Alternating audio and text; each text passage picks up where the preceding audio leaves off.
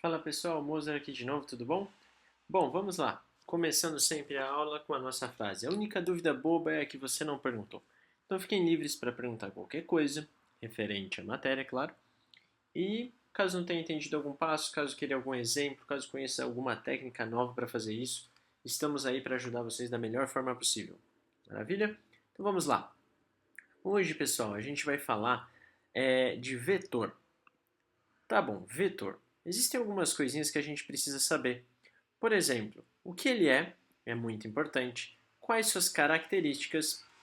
Depois que entender tudo isso de vetor, a gente pode ir para o segundo ponto, que eu chamei aqui de ponto de vista.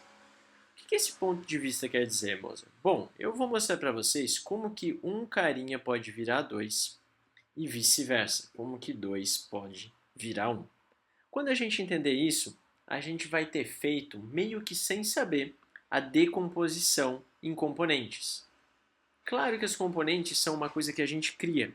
Usualmente a gente vai construir x e y. E a gente vai ver então como decompor um vetorzinho nessas duas componentes. Depois de aprender isso, a gente vai poder calcular mais de um vetor agindo ao mesmo tempo, que a gente chama de resultante. E aí tem três carinhas que a gente vai precisar aplicar: lei dos cossenos, paralelogramo e fazer as componentes propriamente dito. Beleza? Vamos lá para o primeiro então. Vetores. O que são vetores? Bom, em modo geral, eles é um símbolo matemático que representam três coisas. A primeira delas, módulo. Como assim módulo? Digamos que essa seta azul seja o nosso vetor. O módulo dela, querendo ou não, é o tamanho que ela tem. O vetorzinho tem um começo e um fim. Se a gente medir qual que é esse tamanho saindo do começo e chegando no fim, a gente tem o módulo dele. Então já dá para a gente ver que o módulo é sempre positivo. O tamanhinho dele é sempre um valor positivo, porque é um tamanho, é um comprimento. A outra coisa é direção. Direção, normalmente a gente pode falar horizontal, x, vertical, y, mas a gente também pode usar essa direção. Olha, na direção OS, na direção da reta OS, na direção do segmento de reta OS e assim por diante. E o que mais eu preciso para saber quem é o meu vetor? O sentido. Porque apesar de ele estar na direção X, eu não sei se ele está virado para lá ou se ele está virado para cá. Então, se eu falar sentido esquerda-direita, ou sentido direita-esquerda, ou sentido OS, a gente tem sentidos possíveis para esse nosso vetor. Então, para falar algo sobre um vetor, a gente precisa dizer o módulo, a direção e o sentido dele. Perfeito? Vamos agora para o que interessa. Vetores, um ponto de vista. Como assim um ponto de vista? Esse carinha é o nosso vetorzinho A. Esse vetorzinho A tem um começo, origem, e tem um final, fim. Ele pode se movimentar assim, ou ele pode percorrer um outro percurso, que poderia ser essas setinhas aqui. Tudo bem, Moser, não entendi essas setinhas, não faz muito sentido para mim. Vamos imaginar você empurrando esse caixote. Você pode ir lá e empurrar esse caixote por aqui. E aí esse caixote começa a vir e chega no final.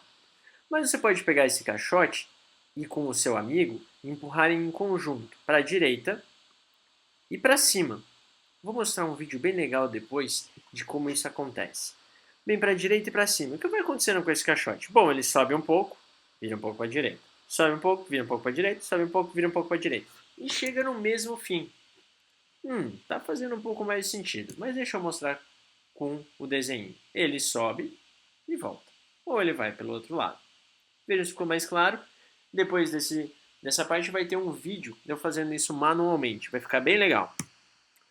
Esses carinhas que a gente colocou aqui, tanto o para direita quanto para cima, a gente chama de componentes. Componente em uma direção, componente na outra. Quem são essas direções? Bom, eu posso falar que é o y e o x. Tá bom, Moser, me dê mais exemplos que esse ainda está meio estranho. Agora, pessoal, um exemplo mais real.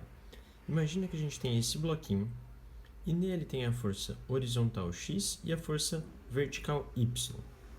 Se a gente só aplicar essa força aqui, para horizontal y, ele vai nessa direção. Se a gente só aplicar a força na direção y, ele vai nessa direção. Agora, o que será que acontece se a gente aplicar as duas forças ao mesmo tempo? Um pouco para cá e um pouco para lá. Vocês conseguem perceber que ele fez essa trajetória? Então, isso é como se a gente tivesse pegando esse bloquinho, vindo um pouquinho para a direita, subindo um pouquinho. Quando a gente compõe esses dois ao mesmo tempo, a gente observa que ele vai na diagonal. Então, a gente pode imaginar que esses dois caras podem ser substituídos por um só nessa direção. E aí, a gente pode trocar ele simplesmente por apenas um naquela direção, como eu vou mostrar agora. Assim, tá nosso bloquinho com apenas uma força naquela direção. Mas a gente não pode esquecer que aquela força possui duas componentes, que a gente vai ver que são exatamente esses caras, a componente x e a componente y. Então veja, ou eu coloco as duas componentes e mostro que o bloquinho sobe e desce, assim, ou eu coloco apenas uma para representar as duas componentes. Aí a gente que escolhe. E a gente vai ver como transformar essa uma nessas duas a seguir. Beleza, vamos lá para o nosso B. O nosso B tem esse vetorzão f aqui como um todo, que pode ser transformado em duas componentes. Esse cara, que está na direção x, e esse cara, que está na direção y. O C só tem um, que já está no x, então eu não preciso me preocupar com as componentes dele em y, ele já está inteirinho no x. Assim como o D está inteirinho no y. Se aqui não temos problemas, vamos para o nosso videozinho mostrando um exemplo prático desse bloquinho se movimentando em duas direções e como que eu posso transformar esses dois em um. Agora, a gente vai olhar que sempre que a gente tem carinhas inclinados como esse, a gente pode ver um triângulo que aparece nele. Triângulo? Sim, esse triângulo verde que apareceu aí, querendo ou não, ele nos ajuda a entender as componentes, as duas aqui, esse cara como resultante, e a relação que une todos eles é a relação que a gente está acostumado já, a relação de Pitágoras. Então vamos guardar isso. Temos aqui então no nosso exemplo todo esse vetor A já transformado para a gente nessa parte e as nossas componentes x e y. Quando a gente passa para esse passo aqui que eu enviei, o que a gente começa a observar? Bom, tem um triângulo lá, e esse triângulo é o triângulo retângulo, tem um ângulo θ, que é o ângulo que o nosso vetor A inteiro forma com todo o nosso eixo x. Então esse cara é o nosso objetivo de encontrar, esse θ. Por quê? Se nós aplicarmos as relações trigonométricas seno e cosseno, olha o que a gente observa. Seno de θ é sempre o cateto oposto, ou seja, o que está à frente dele, dividido pelo carinha que está aqui, ó, a nossa hipotenusa. No nosso desenho, quem que é o cateto oposto do θ? Exatamente, o FY. Quem que é a hipotenusa? O FA. A gente conclui, então, que o FY, nesse caso, para esse ângulo, é FA vezes seno de θ. Se a gente olhar o cosseno, já muda um pouco. É cateto adjacente, o cara que está coladinho com o ângulo, dividido pela hipotenusa. No nosso caso, o cara que está coladinho com o ângulo é o AX, força AX. Se a gente passa multiplicando, a força AX é o FA vezes o cosseno. Tranquilo? Então isso é o que a gente chama de decompor ele em Fx e Fy. Através de um ângulo, nós temos a função trigonométrica desse ângulo, vezes o nosso vetor total, nos dá em cada componente o valorzinho dele. Perfeito? Vamos lá. Agora vamos decompor ele de uma forma um pouquinho diferente, que é quando a gente tem os quadradinhos já bem definidos. Então olha aqui, pessoal. Foi dado para a gente que o tamanho de cada quadradinho é 1 newton. Tudo bem, irmãos? Então no nosso exemplo, olha esse A. Esse A está nessa direção, esse B está nessa direção, mas nós podemos marcar as componentes do A e as componentes do B, sem problemas por aqui. O próximo passo é transformar todo mundo para o eixo Y e todo mundo para o eixo X. Então a gente vai pegar essa componente do A e vai mandar para cá. Depois a gente vai pegar a componente do B e vai mandar aqui para cima. Para a gente conseguir fazer operações do tipo soma e subtração com esses caras. Não estou entendendo, sem problema. Primeiro passo, Y e X. Manda o carinha A para o Y, manda o carinha do B para o X. E agora, pessoal, olha que fundamental. A gente tira o vetor A, que antes estava aqui, tracejar ele aqui para a gente. E a gente tira o vetor B, que antes estava aqui. Mozart, por que eu posso tirar? Lembra no videozinho que eu mostrei de eu fazendo manualmente? Toda vez que eu mostro as componentes do meu vetor, eu posso sumir com esse vetor resultante.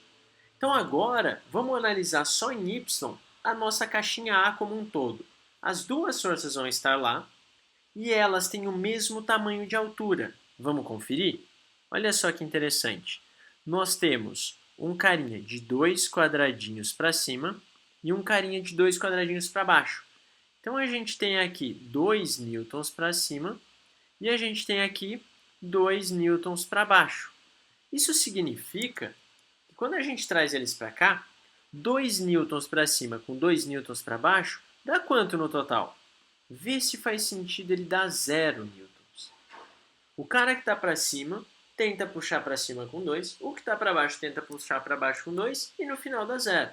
Tá bom, Mozart, mas e no Y, no X? Bom, no X, se os dois estão juntinhos, cada um contribui com 2 para a direita, totalizando para a gente 2 do vermelho e 2 do verde. Então a gente tem, no final das contas, uma resultante de 4 newtons para a direita. Nossa, que interessante. Então isso significa que era a mesma coisa que eu pegar meu bloquinho e deixar as duas setinhas só nele, sem pensar no Y. Perfeito, pessoal. É exatamente isso. Então isso é a mesma coisa que eu vier aqui e colocar um cara só de 4 newtons. Olha que maravilha. E sempre eu vou poder fazer isso, moça? Olha, sempre que tiver os quadriculadinhos bem especificados, sempre. Legal. E a outra forma? Bom, a outra forma é o paralelogramo. Parece difícil. Vamos ver. A primeira coisa que a gente faz é copiar o B no finalzinho do A. Tá, isso também é chamado de elefante. A gente pega a tromba de um elefante e liga no rabinho do outro elefante.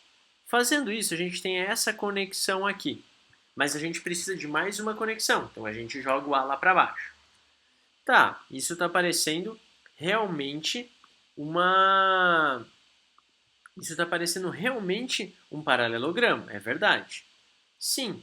Então a gente vai lá e liga do começo do nosso bloquinho A até o fim desse paralelogramo. Esse é o nosso resultante. Então a gente pode sumir com todos os caras. Pô, que interessante. Se eu contar os quadradinhos, 1, 2, 3, 4. Opa! 4 newtons. Lembra lá atrás quando a gente decompôs eles em várias partinhas? Deu 4 também para a direita. Então a regra do paralelogramo ela era um pouco mais rápida, mas exige a questão do dimensionamento correto. Então se esses quadradinhos já aparecerem para a gente, perfeito. Né? Se eles não tiverem, fazer o paralelogramo nem sempre é trivial. Então o que eu faço se nem sempre for trivial com esse paralelogramo? Eu uso a lei dos cossenos. Primeiro exemplo, igual ao anterior, eu copio lá também, só para identificar onde vai estar a resultante. Tá, Mozart, e como é que eu calculo ela? Você vai precisar do ângulo que forma dos seus dois vetorezinhos, o B e o A, e esse cara inteiro é seu ângulo θ. Tá bom. E qual que é a expressão que eu uso? É essa. Lei dos cossenos. Resultante ao quadrado é um dos vetorzinhos ao quadrado, mais o outro dos vetorzinhos também ao quadrado, tá? Só vamos corrigir aqui. Vou colocar um 2 aqui em cima. Também ao quadrado, mais 2 vezes o primeiro vezes o segundo, vezes o cosseno do ângulo. Tá, por que tem esse mais, moça? Olha, mnemonicamente, ou de uma forma didática, quando a resultante cortar o nosso ângulo, aparenta que aqui nós temos um sinal de quê? Não é um sinalzinho de mais, ó. Mais cortado. Então, a gente vem, cortou o nosso ângulo, aqui é mais. Tá, mas você pode dar um exemplo quando vai ser menos? Claro, vamos lá. Ao invés de ter os dois igual tinha antes, agora a gente troca o nosso B. A gente inverte ele e coloca ele para o outro lado. Quando a gente faz isso, lembra que a gente tem que ligar o final de um no começo do outro? Então a gente faz a mesma coisa. O final do B já está ligado no começo do A. E se isso já está ligado, a resultante sai do B e chega no A.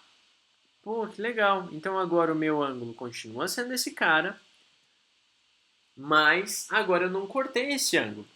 Então isso significa que na minha lei dos cossenos, só vamos trocar lá, presta bem atenção aqui, aparece um quadrado aqui e aparece o menos 2 agora. Perfeito? Então essa seria as formas de achar as resultantes para os nossos vetores. Espero que vocês tenham entendido. Agora a gente vai fazer alguns exemplos com o gráfico e sem o gráfico. Gráfico que eu digo essas linhas quadriculadas com as escalas. E usando as três formas, paralelogramo, decomposição e lei dos cossenos. Obrigado pela atenção. Acompanhe aí os exercícios resolvidos. Até mais! Fala pessoal, vamos agora rapidinho para alguns exercícios, começando aqui por esse que ele já dá a estrutura para a gente. Então ele já deu as gradezinhas, cada quadradinho vai valer uma unidade, tá bom?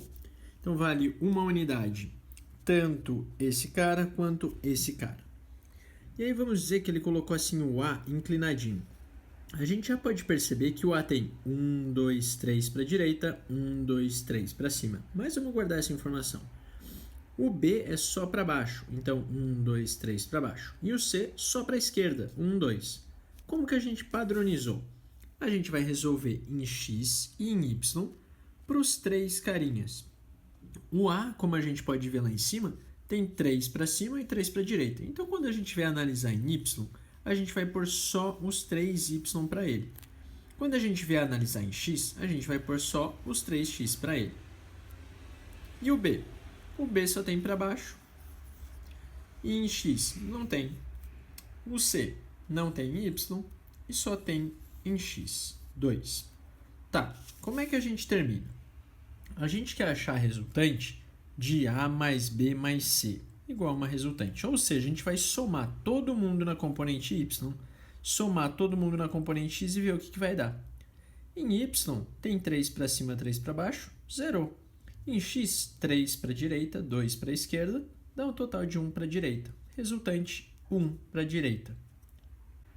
Agora, pessoal, vamos uma variante naquele nosso exercício. Ao invés de ser A mais B, vai ser A menos B. Pois bem, o A é esse carinha inclinado aqui e o B é esse para baixo. Lembra? Igual lá em cima. Só que a gente vai querer o A menos B. Quem é o menos B? Nada mais, nada menos do que pegar o sentido dele e inverter. Então, se ele está para baixo, a gente põe ele para cima, pessoal. Tá joia, moça. E agora o que a gente faz? Bom, a gente faz a mesma coisa em Y e em X.